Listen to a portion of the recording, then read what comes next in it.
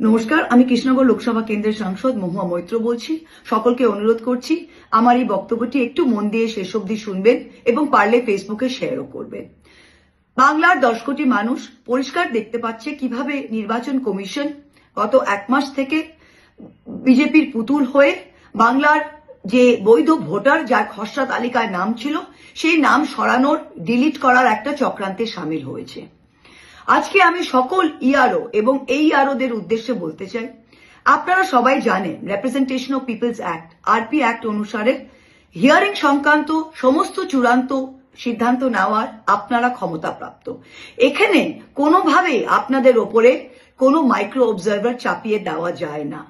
Maximum একটা micro observer বা যে কোনো অবজারভার পর্যবেক্ষণ অবজার্ভ করতে পারে, কিন্তু তারা সিদ্ধান্ত নেওয়ার কেউ নয়। আর আপনাদের সিদ্ধান্তের ওপরে সে কোনোদিনই অ্যাকসেপ্ট ও রিজেক্ট করতে পারে না।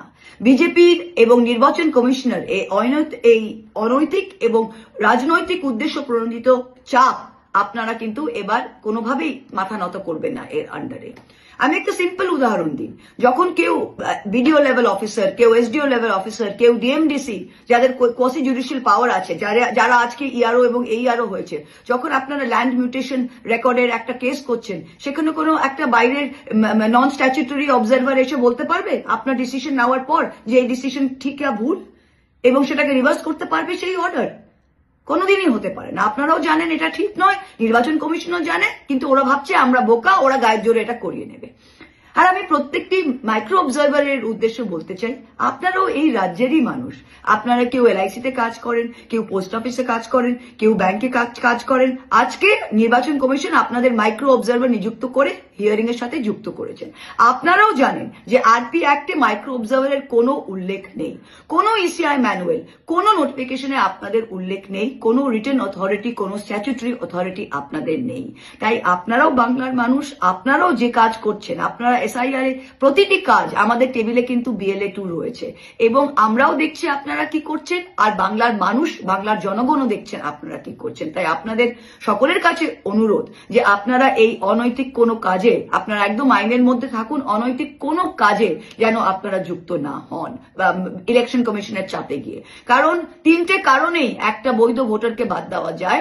সে হচ্ছে 3টে কারণে আপনি ইলেকশন লিস্ট থেকে আপনি বাদ দিতে পারেন। 1, 18 বছর হয়নি, এখানে প্রত্যেকটি ভোটার 18 বছরের ওপরে। 2, সে এলাকার বাসিন্দা নয়, এগুলো সবাই ম্যাপ ভোটার, অবশ্যই তারা এই এলাকার বাসিন্দা। আর 3, সে দেশের নাগরিক নয়। নাগরিকত্ব প্রমাণ করার কেস একটা 4 থেকে 6 বছর নর্মালি চলে। সেখানে একটা কাগজ দেখি ইআরও টেবিলে আপনারা ঠিক করে দেবেন যে সে নাগরিক নয় কি নয়। আগামী দিন যখন এই ভোটার যাকে ডিলিট করা হয়েছে বা যে আপনার অ্যাকসেপ্ট রিজেক্টের জন্য সে কোনো প্রবলেমে পড়ছে, সে কালকে যখন কোর্টে যাবে তখন কিন্তু আপনার নাম সে কেসে নিয়োগ হবে, তখন নির্বাচন কমিশনকে আপনি খুঁজে পাবেন না। তাই আপনাদের সকলকে বলছি যে মাইক্রো অবজারভারের কোনো স্ট্যাচুটরি পাওয়ার নেই, আরপি অ্যাক্টে কোনো ইসিআই ম্যানুয়ালে তাদের কোনো পাওয়ার নেই। তারা ইআরও এবং এইআরওর ওপরে ম্যাক্সিমাম টেবিলে বসে হয়তো কোনো অবজারভেশন করতে পারে, কোনো সিদ্ধান্ত নেওয়ার তার কোনো অথরিটি নেই। এটা যেন প্রত্যেকটা BLA 2 জানে, এটা যেন প্রত্যেকটা এইআরও অলরেডি জানে, কিন্তু প্রত্যেকটা মাইক্রো অবজারভার আপনারা এই ইলেকশন কমিশনের চাপে পড়ে কোনো অনৈতিক কাজ, কোনো বেআইনি কাজে করতে যাবেন না। নমস্কার, থ্যাংক ইউ।